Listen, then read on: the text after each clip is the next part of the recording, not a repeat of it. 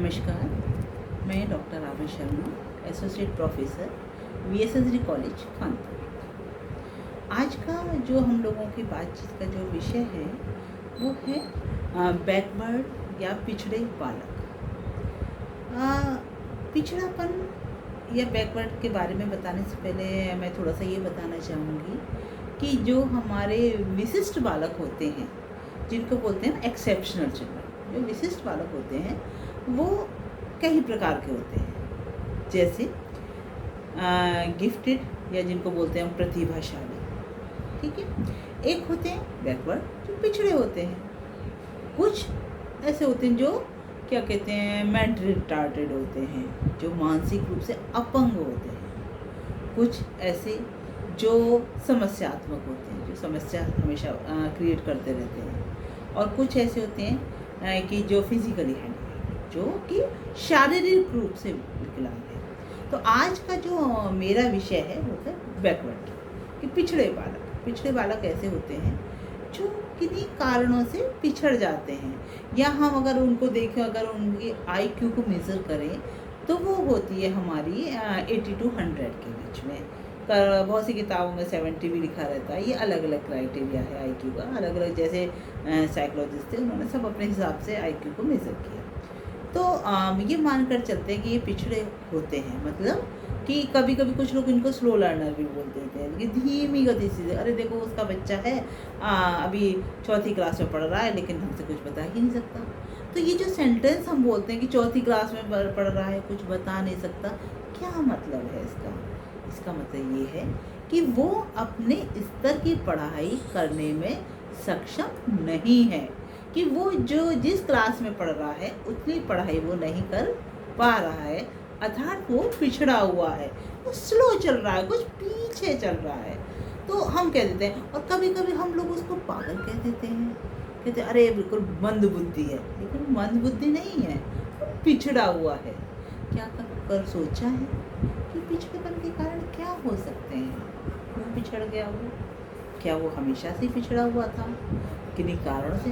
तो अगर ये सब हम जानने की कोशिश करें तो हम उन चीज़ों का पता लगाते हैं। तो कुछ पॉइंट्स हैं कि जिनके आधार पर हम ये जान सकते हैं वो पिछड़ा हुआ क्यों है। सबसे पहले ये होता है कि कभी कभी कोई बच्चा जन्म से ही पिछड़ा हुआ पैदा होता है। मतलब कि जन्म से ही उसकी बुद्धि थोड़ी सी सामान्य बच्चों से कम होती है, वो चीज़ों को देर से समझता है।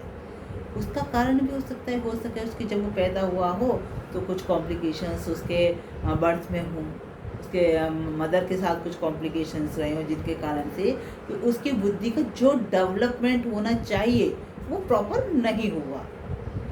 एक ये कारण हो सकता है। दूसरा कारण ये भी हो सकता है कि जब वो बड़ा हुआ हो तो कोई एक्सीडेंट हो गया हो, कोई रोड एक्सीडेंट पे हो गया हो, कुछ उसके साथ दुर्घटना हो गई हो, तो उन कारणों से क्या हो जाता है, वो प्रॉपर क्लास अटेंड कर नहीं पाता, तो इन कारणों से भी पिछड़ जाता है।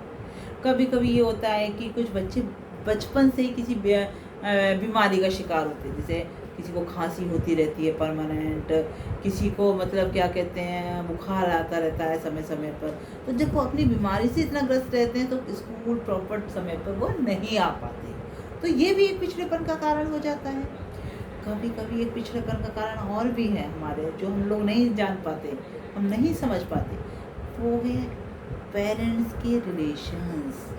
कि हमारे जो माता पिता हैं उनके पारस्परिक संबंध कैसे हैं। घर में हमेशा झगड़ा कलह और मतलब माता पिता की आपसी अंतर्द्वंद होता रहता है, झगड़े होते रहते हैं, तो उससे क्या होता है बच्चे के विकास पर बहुत प्रभाव पड़ता है। और ये पेरेंट्स लोग नहीं समझ पाते कि हमारे झगड़ों का हमारे बच्चे पर क्या प्रभाव पड़ रहा है।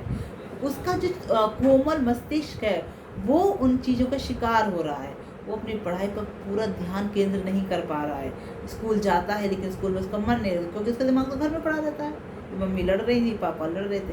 तो ये भी एक कारण होता है पिछड़ेपन का, कि क्या कहते हैं विद्यार्थी पिछड़ जाता है।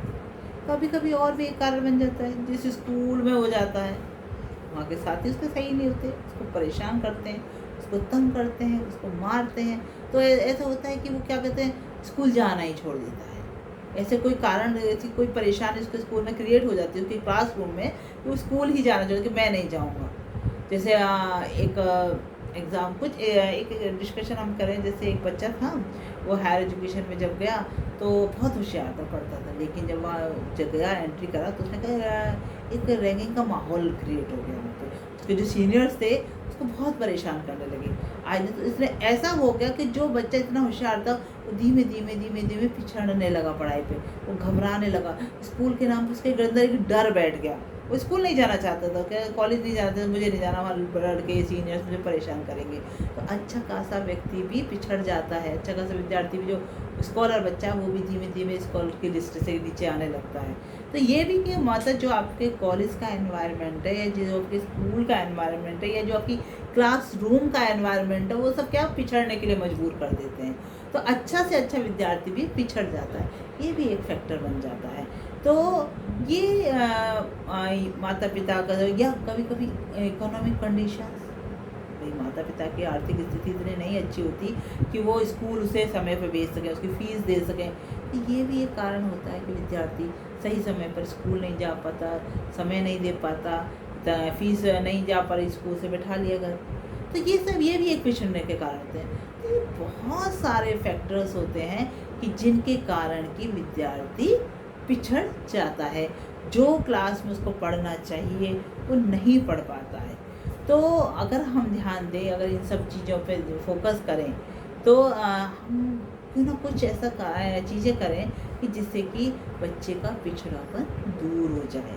तो सबसे पहले अगर हम इनकी एजुकेशन की बात करें, अभी हम इनकी शिक्षा की बात करें, तो सबसे पहली बात है कि जो देखिए माता पिता की गरीबी है, हम उसको दूर नहीं कर सकते, या बच्चा जो शारीरिक रूप से विकलांग है, हम उस चीज़ को दूर नहीं कर सकते, या हम देखें कि वो बचपन से किसी बीमारी से ग्रसित है तो उसमें थोड़ी कमी बढ़ गई, लेकिन ये नहीं कि जो बाई बर्थ किसी में जो कमी आ गई उसको हम दूर करें। हाँ, कुछ चीज़ों को हम कर सकते हैं, जैसे स्कूल का एनवायरनमेंट या क्लासरूम का एनवायरनमेंट, उसको हम कंट्रोल कर सकते हैं। जैसे कि क्लास में अगर नंबर ऑफ़ स्टूडेंट्स ज़्यादा हैं, विद्यार्थी ज़्यादा हैं, तो हम क्यों ना उनकी छोटी छोटी क्लास बनाएं कि कभी कभी पिछड़ापन एक सब्जेक्ट में भी हो सकता है, 4 सब्जेक्ट में भी हो सकता है, और सारे सब्जेक्ट में भी हो सकता है।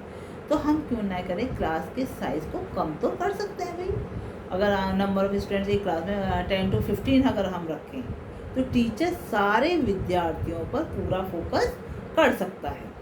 तो क्यों ना हम क्लास के साइज़ को छोटा कर देंगे, तो हम सब बच्चे पर पूरा ध्यान शिक्षक भी दे पाएगा, स्कूल का प्रिंसिपल भी दे पाएगा कि कौन सी क्लास कितनी बड़ी है, क्या है, समय पे विजिट कर सकता है।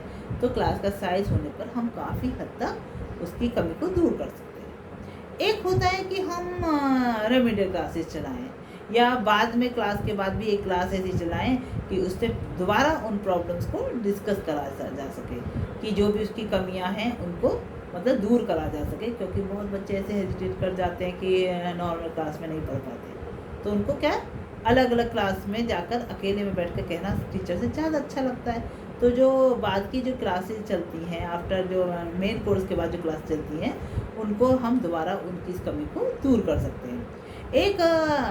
एक पॉइंट सबसे बड़ा है कि वोकेशनल एजुकेशन, कि ऐसी शिक्षा प्रदान की जाए कि कितने से कितना मंदबुद्धि हो, कितने से कितना पिछड़ा बच्चा हो, अगर उसकी शिक्षा की व्यवस्था ऐसी करी जाए कि भविष्य में उसे एक अच्छा व्यवसाय मिल जाए, तो हमें व्यावसायिक एजुकेशन या वोकेशनल एजुकेशन ज़रूर देनी चाहिए, कि ऐसे सब्जेक्ट उसको देने चाहिए कि वो अच्छे से अच्छा व्यवसाय भविष्य में प्राप्त कर सके।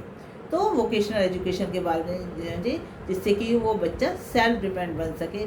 कोई ऐसे मतलब जैसे कोई कैंडल मेकिंग है, या कोई अदर छोटे छोटे कोर्सेज हैं जिनको कि वो भविष्य में अपना व्यवसाय बना सके, वो भी हम स्कूल लेवल पर भी उनको सिखा सकते हैं।